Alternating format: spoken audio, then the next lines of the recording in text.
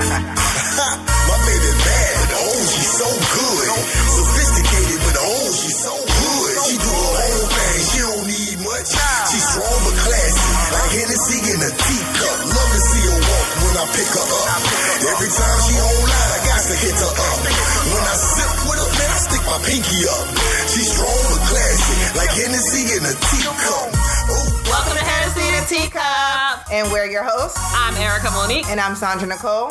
Erica Monique. Yes, child. How's your week going? Girl. Okay, so today's Tuesday. I would definitely say this last week has been hot as balls. I'm just trying to figure out what's going on. Can somebody turn the heat down, the disrespect? My feet are sweating. But climate change ain't real, though. Man, are you serious? We had a fire tornado here in California. Why am I sweating inside the house? I don't know. I'm sweating right now. I'm just like, what is going on? Like, somebody please decide that you love us enough to not act like that. Yeah, you know, I've kind of given up on the heat thing at this point. Like, so I've been here for going on 10 years. And when I first got to Cali, it wasn't this hot or humid. Girl. I thought I escaped the humidity of Florida, child. Me too. Because I was like, it was hot and it was humid and you nasty and you got to go like shower right away. Man, your shirt stick to you still be hot. Feeling better? Yeah. Not no more. In Cali, you like that little, that when you first start going to the club, you got your little booty out. Child. When I came out here, I was like, oh, this weather nice. 4 years later. Girl, struggle. The disrespect. Those days are over, and here I am on my sustainability talking about I'm gonna try some natural deodorant. Girl, this was probably not the week 106 degrees to try that, but so far your girl's still fresh. And that detox process is a hellion. So yes, if you want to bust the natural deodorant down during the summertime, please make sure you detox and get them toxins out them underarms first, because girl, we can't be out here funky. Girl, I know, can't be funky. I would say, and speaking of funky, some of y'all funds is funky. So today we coming to y'all, talk to y'all about this money, that guap, not wop, but guap. Try to get some knowledge about this. So, you know, as far as that goes, money, especially in the middle of a pandemic, is really important. Yeah, and it can be very tight because let's not forget, we all work for someone, and when you work for someone, that is you know, the difference between paying your bills and not. And not like the 30 million plus people who've been on unemployment. So thankfully for us, we've been blessed to, because we're essential. Not essential that we got to physically go nowhere, praise the Lord, but essential enough that we have to continue to work in our industries. Right. So thankfully for us, we have been home. Our pay, although my hours have been reduced, but honey, I take it. I takes it. I'm happy. I takes it. Give me my freedom back. I'm so happy. Let my people go. Girl, them extra 15, 20 hours. Bye, y'all. I'm so happy. So I took the reduction of hours real happily, even though that check don't look the same no more. Man, but like this whole thing is kind of like forced everyone to figure out life and how do you budget, how do you do all these things, and it brought up that whole like, so how did you even learn about money in the first place? Absolutely. I would definitely say that definitely burnt my mouth because the money journey has been, it's a long one. It's still going. It's not. You're right about that, child. It's not always pretty at all. I think like my first experience with money was really like watching my family and how they dealt with money, and like as being immigrants coming to this country, and my mom being a single mom with 2 chronically ill kids. That was a hassle, and it was a struggle. Like, especially because, you know, my mom was Mrs. Superwoman. Child, Black Caribbean mama. Hey, Marvin. So I'm like, hey, man. Don't kill me, Miss Marvin. I love you. But definitely that working 3 jobs and the side hustle, and girl, I remember like going out with my mom and helping her work her newspaper routes and riding with her when she had her little side job driving little town cars and stuff. Roughly? I was like 7, 8. So like you learned about money real quick. Early. She would have like little catering business on the side where she cater events, and I was either working the register or working the line, and I like to work the register than the line. Sorry, Jess. I know it's just like, you trifling, shut up. Don't feel like that.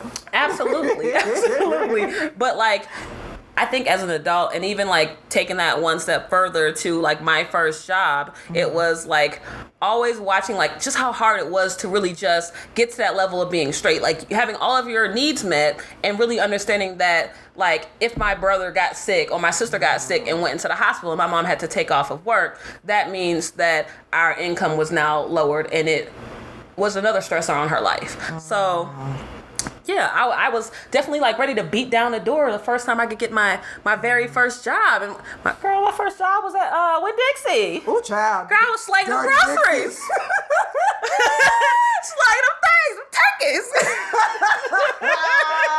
I'm done. Girl, I will never forget this man told me, and because I thought I was a super worker, you know, it's my first job. I'm like, we about to bring some money home. I'm like, ooh, I'm kind of feeling myself, kind of grown. I don't need mama to give me some money to go do something. So, you know, I was ready to go up in there with bells and whistles. Girl, I went up in them people place working like I was working for my mama. Ooh, this man told me, he said, honey, you still get paid the same whether you work hard or not. So I suggest you take your time and slow down. Yes, that's exactly what that man said. And he was right. I've been doing it ever since. What about you? What was your first experience with money? Oh my gosh. So also my parents, as you know, immigrated from here, but y'all don't know that. From Jamaica. So like my mom had bread out there. Like her family was breaded. But like over here, that don't translate. No. It translates the other way around. So my parents were married up until the time I went away to college. So I grew up in a dual income household where on top of it, my dad was doing construction. My mom was doing multiple jobs. She had 2 to 3. My dad was taking every hustle in life. Besides, you know what I mean? Like anything construction related, he was doing a handyman. Right. Real on the all construction checks. site, everything. Shout he out got home inspections. What up, daddy? Hey. Yes. So he was doing everything, and my mom was, like I said, hustling her daggone self with like 3 jobs. So like my experience was opening a bank account with Fidelity Federal was good when I was like 9. Okay. So the difference there from me and you, I can say, is they hit me from more of a perspective like, we want to teach you how to start saving now. Love it. So it was less of the I need this to help, which was a blessing that it was 2 of them, so they didn't need me for that part of it. But they definitely encourage like understanding money, how money works, and why it's important to save it. So that was pretty much like my first like account, so to speak, on multiple levels. Account with money. Right. My first job. So I got hired when I was 15 at Rapids Water Park. Hey. Wish good Rapids. So I ain't gonna lie. Like, I'm be honest, in like deciding at 15 years old, like, so where am I gonna work? Right. Like, I got hired when I was 15. Technically, I didn't start till I was like 16. So I started like a few days after my 16th birthday. And my deciding factor of where I was gonna work, because like I have friends that like worked at Bud's, Foot Locker, Publix. What up, Publix subs was good. I want a Publix sub, chicken sub. Sorry, you know I can't say Publix without acknowledging the sub and the cakes, man. Ooh, let me stop. Right, Cakes. right. That's a whole move That's right a whole there. other episode. Know what I mean? East Coast was good. But like, so my whole thing was I wanted to work at Rapids, unlike my other friends who were on some like, I'm gonna go work at like a Winn-Dixie or Publix. Oh, the shade. I mean, no shade. Said, you scout, just go bag the groceries, track. Listen, I don't remember how much it cost to get into Rapids. So Rapids was like a big ass water park. Yeah. Like huge. So like it was a thing. Like actually, if you go back and you watch Trina's pullover video, she's at that's the where she's at. She's at the Rapids. So if you want to know what I'm talking about, you can actually just pull up Trina's pullover video and you'll see the actual water park I worked at. So I started working there because I think it was like $25 or something, which back then was big. Yeah, back then it was like $25 per person, and then you had to pay for parking. And the parking was like $15, and then the snack bar cost like $10 per item. So if you worked there making that $5.25 an hour, slanging that good money, you got into the park for free. So I was like, I get a park though?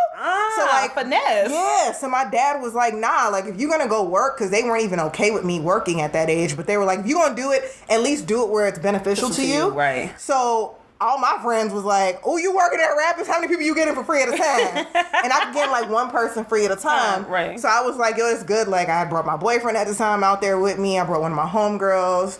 Like, I had so much fun. Using the benefits. Heck yeah, I sure did use some slanging them benefits. Okay, so I got a question for you then. Like, okay, so when you got your first check, what was do you remember like the first thing your parents said to you? When I got my first check, my dad was like, you put it in your savings account, right? Child, my mama told me the same thing. And like, I looked at him and laughed. Me too. I was like, and then my mom was like, half. Right. Okay. Okay. And she was not playing. Yeah, nah. I think actually, if I remember correctly, I think my dad did actually sucker me into putting it into my savings account. Yeah. And then the second one, I wanted that Nokia so bad with the Which little one, snake, girl? with the little snake game on girl, it. You know the hard original square one? Yes, girl. Ooh, I used that to blue love that one. Nokia. Yes. That original. That one could take a bag. Listen. Not like these iPhones. I wanted a cell phone. So I was like, bro, you know I did this job in the first place to get a phone. Because I was tired of sharing a phone with my brother and my sister. Girl, because the minutes. First of all, you got dial-up. So dial-up is cock blocking, first of all. Right. Then you got two siblings sharing a phone with you. And it's AOL, so everybody can get on the internet. Girl, bye. I was like, you know what? I ain't signed up for this. Can I get a cell phone? So my dad was okay with the second check, if I'm remembering correctly. The second check I did go ahead and utilize, and I bought my little cell phone. Okay. So that was dope. I forgot what carrier I even went to back then. I want to say it's AT&T. I think I started with them first. I ain't with them no more. She said, bye. Nah, I've been rocking with T-Mobile for like 15 years now. Yeah. So then, you know. So now when I went through the first jobs, and how was that transition versus like when you went away to college and started, really managing your own money? Because then you weren't living in your parents' house for free. So managing, I ain't managed a damn thing. All that money that I made at Rapids that I had saved, because I worked at Rapids, and then after Rapids I worked at a coffee cart inside of the hospital my mom worked at. Okay. So, because Rapids was summer job. Obviously the water parks only open during the summer, although that ain't made no sense because it's Florida. That's like Cali. People would go to the water park year round, but whatever. So, well, minus the hurricane season. Disrespectful hurricane. But besides that, so like when I went away to college, I had a couple $1,000s like stashed at that point.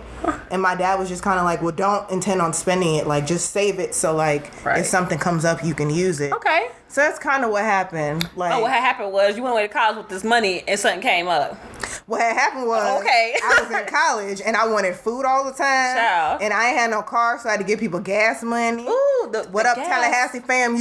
I had to give people gas money. I had to do all sorts of shenanigans. So I ran through them couple $1,000s freshman year real quick. Real quick. He said, I thought I was giving myself a head start. That head start died real fast. But so I know what I did and how I messed mine up. Since you want to call me out first, what'd you do?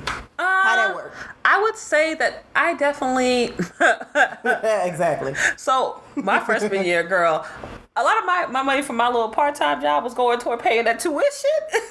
So what I would do was find all the free clubs to go to and then just spend my money on getting other people to get me drinks. I'm dead. I'm so dead right now. So, I was being responsible and then not responsible. I guess. I mean, you finessed it. I wouldn't necessarily call it responsible. Absolutely. And then after that, I think, so my first real job was, I had two at the time. Okay. Working in banking, and then I used to work the night shift at this gas station. Girl, it was horrible too, because I was by myself all night. Face. Yeah, you like, what you doing? Gas Girl, I need that money. Because Howard was trying to tax me. They was like, you can't come back here without paying me. You know what gas The Mobile Girl on Blue Heron, child. On Blue Heron, child. Yes, girl. I was out there, girl. No, you was I was out there at streets. night, and in the daytime I was on Broadway at the bank on Broadway. Girl, You was out in these streets. All bad. Oh, God. All bad, okay?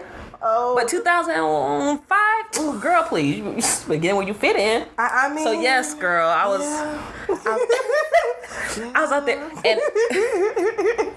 And from that, ooh, child. I really learned how to turn up my partying. Right. Because at that time, I, went back home, got my own place. Of course, I was being a responsible adult and paying for my rent and stuff like that, paying my bills. But I didn't have a car note yet because my mom had given me this little, my first bucket. Good child. Girl, blue. First blue. Girl, I was going to say, this one's blue. Girl, I swear, you used to drive that bitch down the street. profit on you. No. But she got me everywhere I needed to go. Oh, so yes, so your mom gave you your car. Yeah, so that definitely saved me because once that, not having a car note is life. Oh, I know. It is life. You save so much more money. But but I didn't save the money. Of course you did. Girl, I was in Miami in Fort Lauderdale. I know, because every time I talked to your ass, you was talking about, girl, I'm in Miami. I'm in Miami for the weekend, girl. I'm like, damn, bitch, how often you go to Miami? And tomorrow turn around, Erica ass in Miami. I'm like, bro, like, for real? I know. So why don't you come down? 6 hours from Tallahassee. Right. You want me to come to Miami? With what money? Girl, it would have been cheaper to just move out there. It would have. You actually should have. You should have. As much stock as you done put into the Miami hotels, shit, you should own one by now. Right. Don't do that, y'all. You need to get a refund. Right. Don't do that. Yeah, don't do that. Don't do the food. And at least if you're going to do it, be smart, because I always made sure I took some friends with me because I was really good at hyping everybody up and splitting that bill. Right. I mean, yeah, right. If you're going to do it, at least be smart. Right. Don't finance it. Split the bill. Nah. See, and on that, I can relate too, because, like, my dad, praise Jesus, my dad gave me my car my freshman year for Valentine's Day. Oh, what a sweetie. I know. That's why I said these dudes out here, man, God help you. The setup was real, though. God help you. I mean, it was I called it Putt Putt, Mario Putt Putt, my little boo.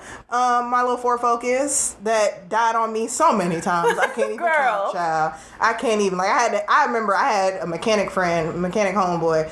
He came to the crib to check on it because I was like, bro, I can't even move my car right now. Girl, I couldn't even remove it. He was like, all right, bet. He's like, I'm gonna come slide by with one of my boys, and they both came by and like helped fix it. So I mean, I saved money in that regard. Hey. I wasn't paying the insurance. I ain't gonna lie, my daddy ain't making me pay none of them bills on that car. Praise Jesus, thank you, Daddy.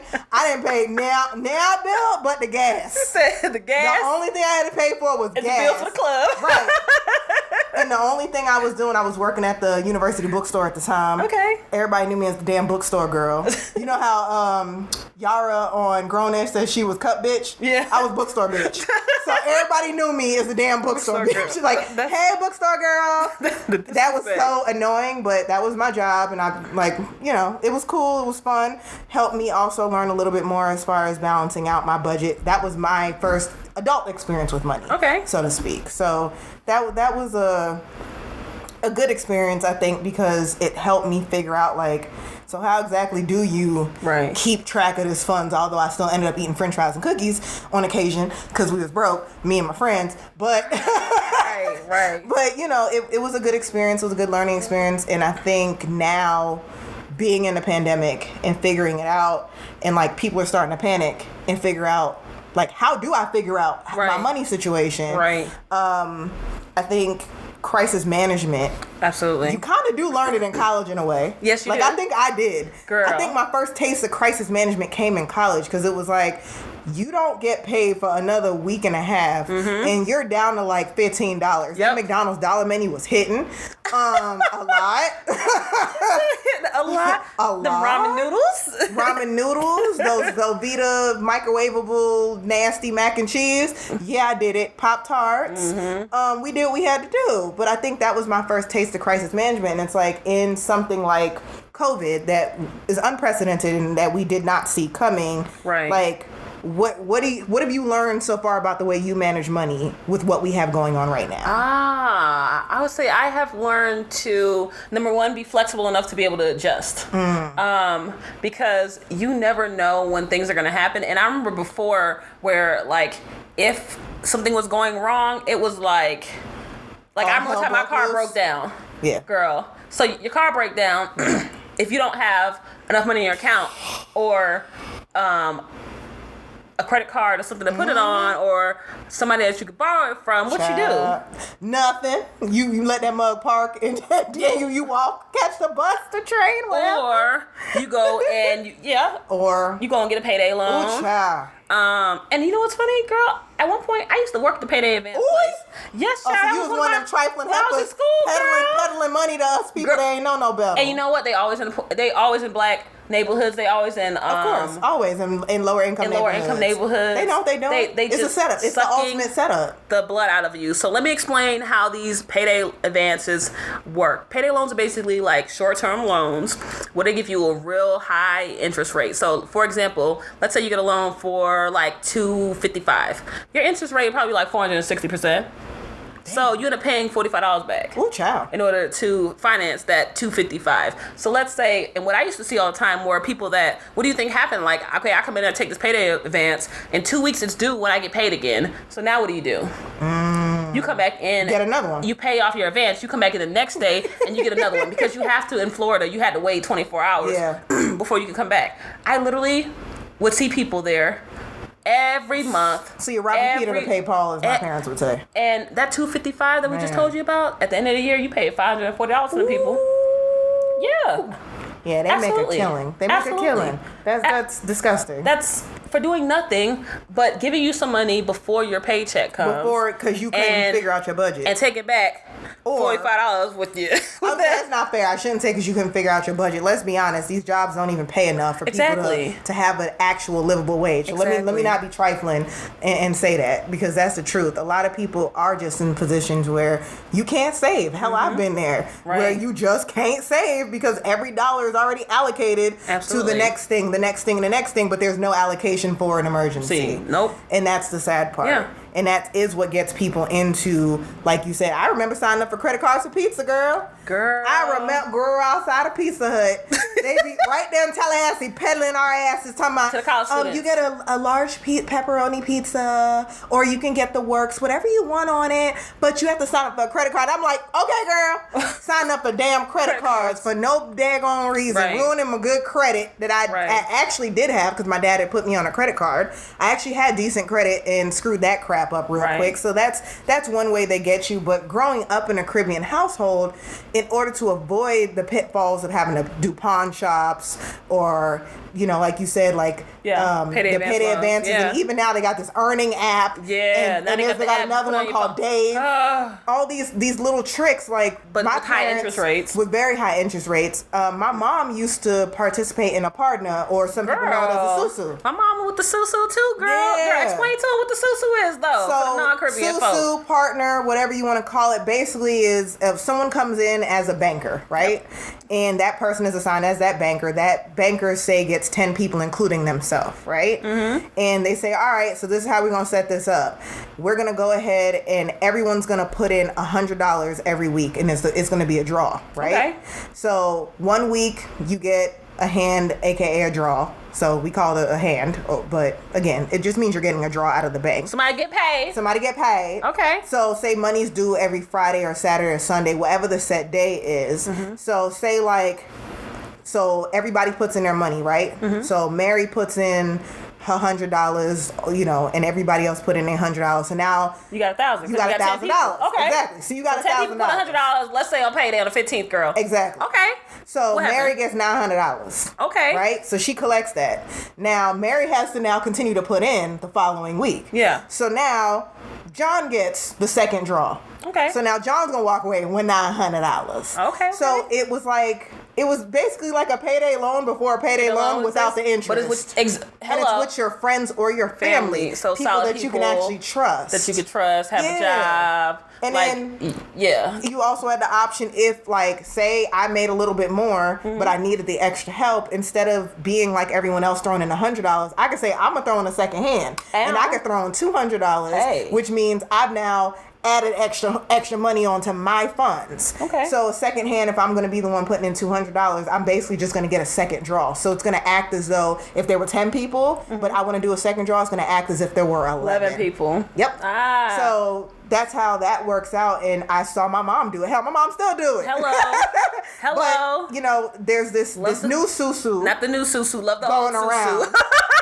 that we saw, and I think you have way more knowledge as far as this new susu foolishness that we want to kind of tell everybody, don't do it. Right. It's a setup. Right. Somebody's going to get stuck. And that's the one thing that I didn't like about that. I definitely have heard it from a few of my friends where they're like, hey, girl, child, they let me tell you about this thing. And this is the thing. I think whenever we are in a position where we know that our money is funny, we have to be really careful about what comes after us at those times. Because with this thing and everything that I've learned and heard from, I even joined one of the sessions just for the hell of it. Just to learn. Just to see what's going on. Tell me what you got.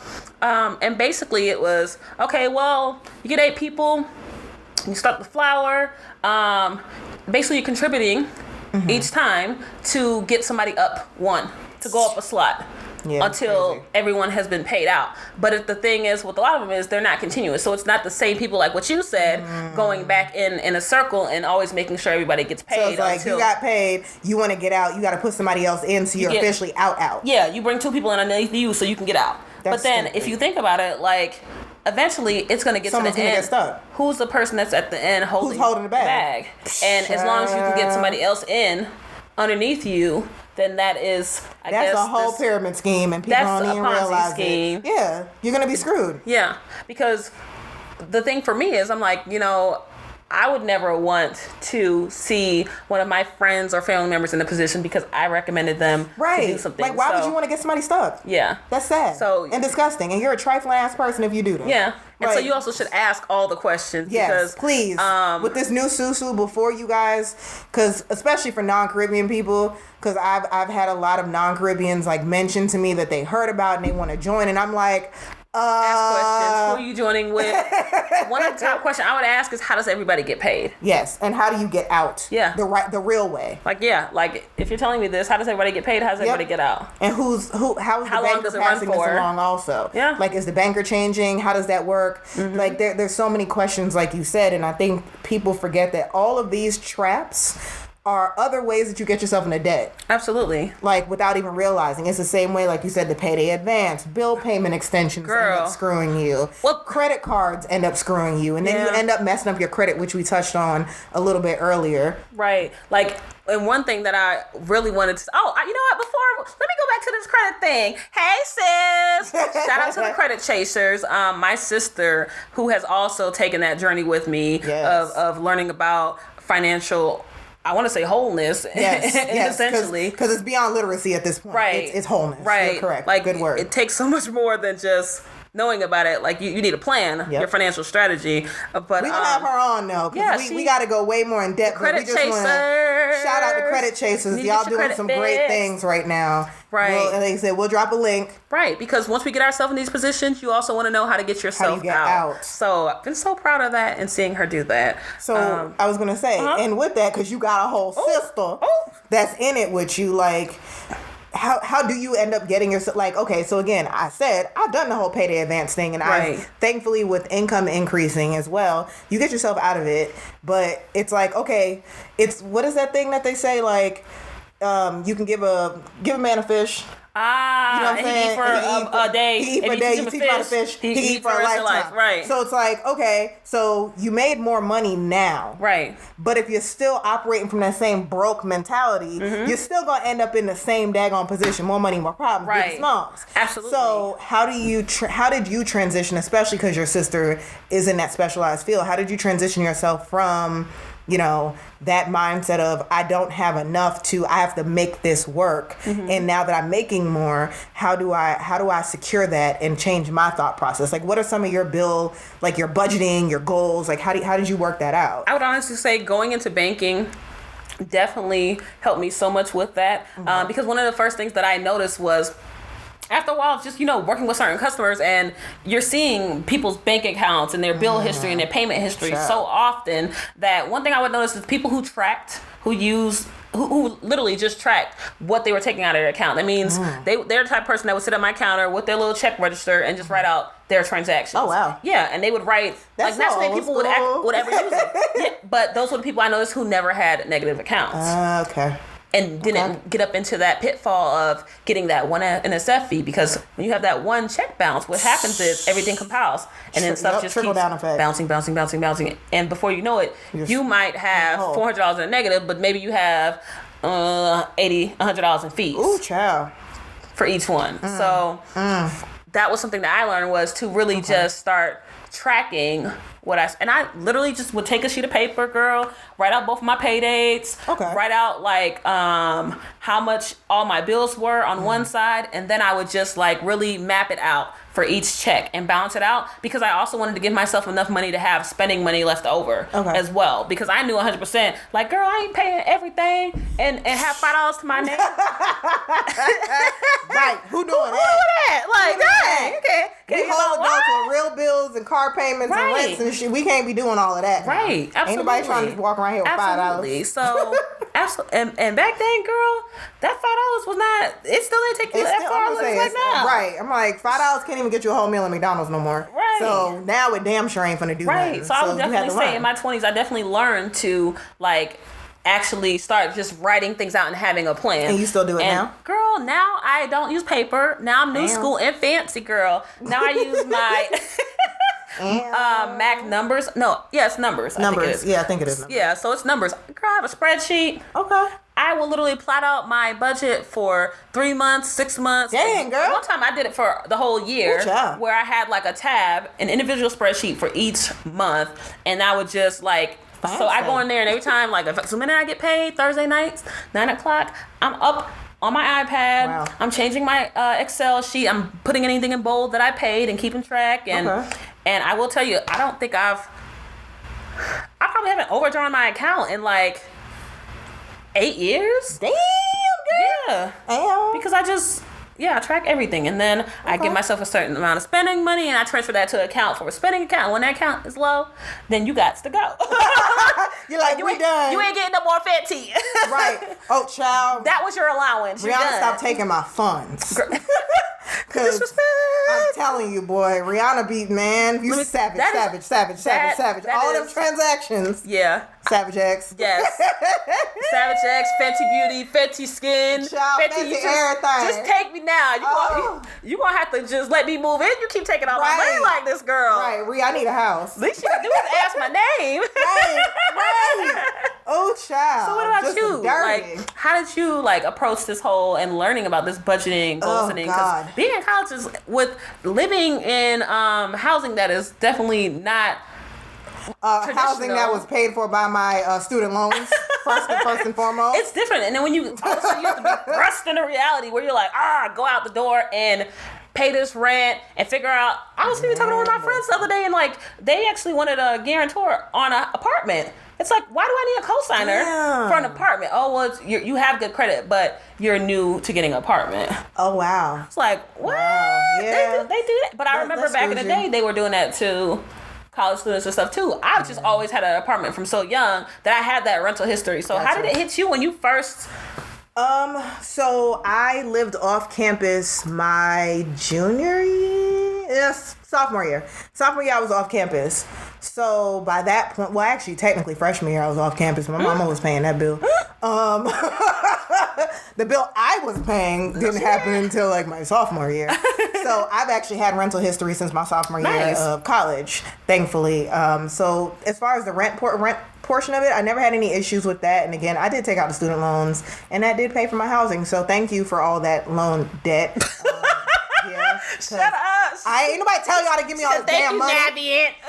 What you expect me to do? Really, I'm gonna call out Sally Mae first. Oh yes, because that's who started it, bald-headed heifer. Right. And now it's Navient that didn't shot me in the damn foot. Show me a fade. Like I said, show me that. Come catch these hands.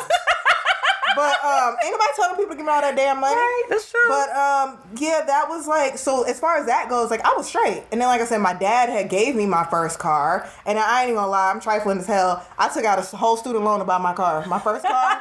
Sure did. Thank you. That was actually probably smart because the interest rate would have been way higher had you went and purchased your car.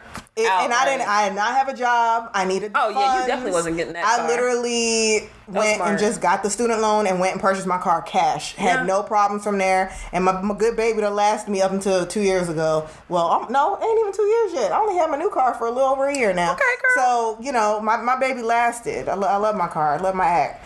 So that was like a learning experience. Was hell buying a car last year. That was the first time punched me in the face real quick. But as far as overall budgeting to even get to the point of being able to afford a car, let's be real. Okay. I started with doing what you do, which is budgeting, but I was doing budgeting like monthly. So what really shot me in the foot was this whole mentality of like, I went from a job where I got paid every 2 weeks like a normal person to getting paid every week. Ooh. So that shit is real different. She said I was acting brand new. I was getting paid every week. Girl, when you know you only got to survive 7 days. Oh, she said, girl. Right. I'd be like, blow that little spending money, child. 15, we back. It was a bad idea. That is bad. Like, it was. Like, mentally, especially, again, it's going from not having it to suddenly having it in abundance. Right. Like, I'm not even gonna lie to y'all. I'm gonna be transparent as hell. 3 years ago, I was out here reckless as shit talking about, I get paid every week now. Girl, I was buying whatever I wanted because all I had to do was survive 7 days. That's nothing. And that is horrible. Especially when you are used to roughing it. Right. And you know how to rough it and figure it out. 7 days is a walk in the park. You're like, girl, that shit ain't nothing but a work day. Right. Exactly. So I went from that mentality to that mentality. And then I find, like, I ain't gonna lie, I gave myself like a year just bullshitting and doing what I wanted. That's okay, I ain't gonna lie to you. I did. That's okay. I did a year of just like, girl, you was fighting to get to this point. So you gonna have fun. All my life, I had to fight. So what I do now, which people think I'm nuts every time I say it. So basically what I started doing besides just writing it down was I had to set my life up a certain way. Because if I see all my money, it's a problem. And that's what I noticed with getting paid every week, especially seeing it is like, ooh, I got money. No, you don't. It's not you got mail. Right. Stop it. It ain't there. Stop it. Stop acting like that show. Right. So now, again, people think I'm crazy. I got 5 bank accounts. Okay. So every bank account has a purpose. So I have 2 checking accounts, 3 savings accounts. Okay.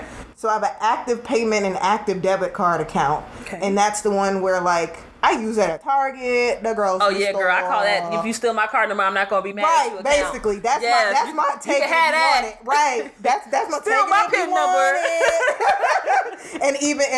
Actually, I'll say that after. So, like, and then my other checking account is an intake, payroll, any funds that are coming into me. That card does not get touched, at all, swiped. That card does not exist anywhere on your lovely internet because I don't trust you people. So that card don't get touched, like, ever in life. Right. I have a placeholder savings account. I know people are like, what the hell does that mean? So a placeholder savings account is for small things. So say, like being paid weekly, right? Okay. I don't want to pay my rent out of one whole check. Okay. So basically, I move that money to the placeholder account every week to equal out to my rent. Okay. So that's what I do with that account. Like, that account is for those kind of things, or if I'm saving up for anything small, right? Studio equipment, whatever it might be. Freeze. It's like, you just stay your ass right here. Right here. I see you right there. I see you, girl. Move.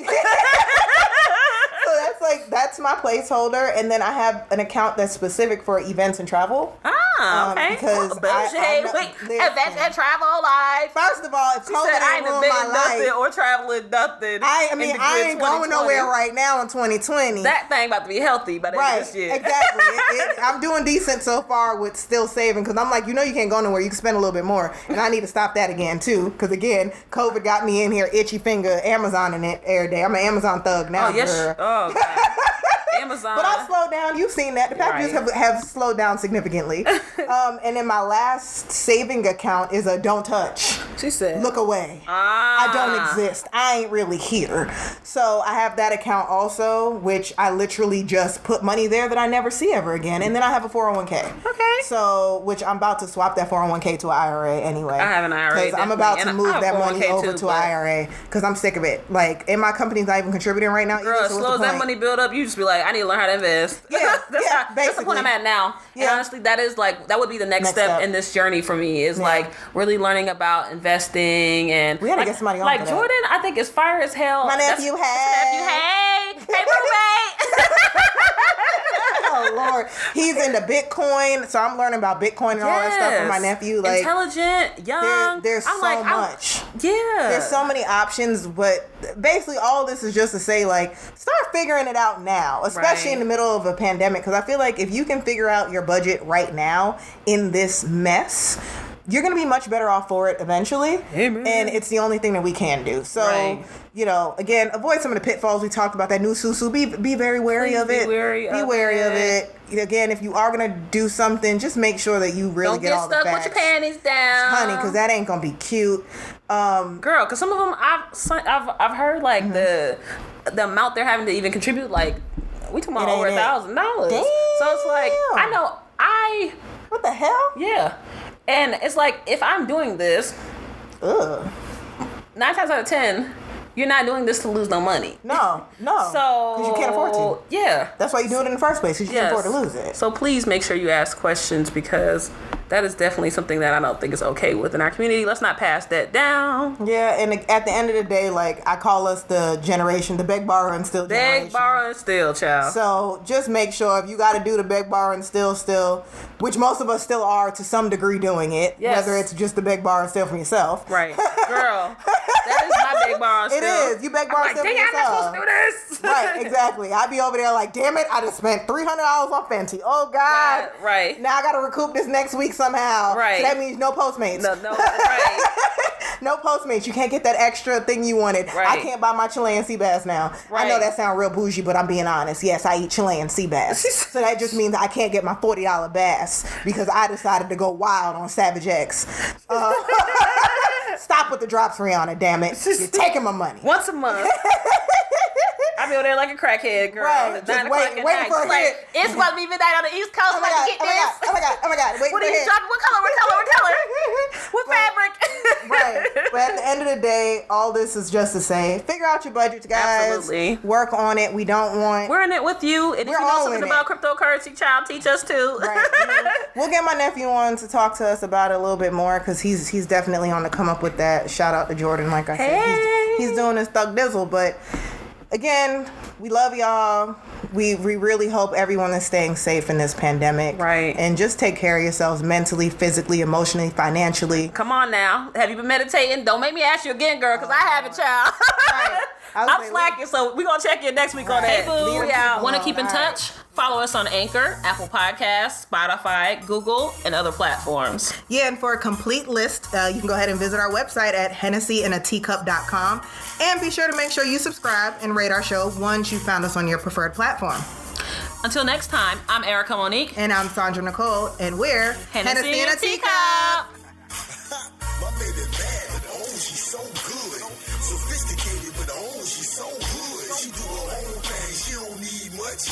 She's strong but classy, like Hennessy in a teacup. Love to see her walk when I pick her up.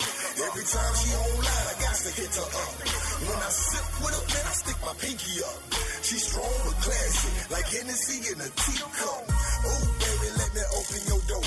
Girl, you make heads turn when you step on the floor. A real man know a queen when he see one. And that's why every man wants you, cause every man need one. So sweet like country time lemonade. But she'll tear that thing up in the game of spades. That's my partner, better yet, my best friend. She the type make me wanna be a better man. She gon' speak her mind, and bet your bottom dollar she gon' take her time. Don't get in her way when she on her grind. Better yet, back her up and just fall in line, and you gon' be fine. She a commodity, a fine wine, the type you can't even pronounce, but you know it costs a pretty dime. She is everything you need, bruh. A strong drink and fine china, Hennessy in a teacup. My baby bad, but oh, she's so good. Sophisticated, but oh, she's so good. She do her own thing, she don't need much. She's strong but classy, like Hennessy in a teacup. Love to see her walk when I pick her up. Every time she online, I got to hit her up. When I sip with her, man, I stick my pinky up. She's strong but classy, like Hennessy in a teacup.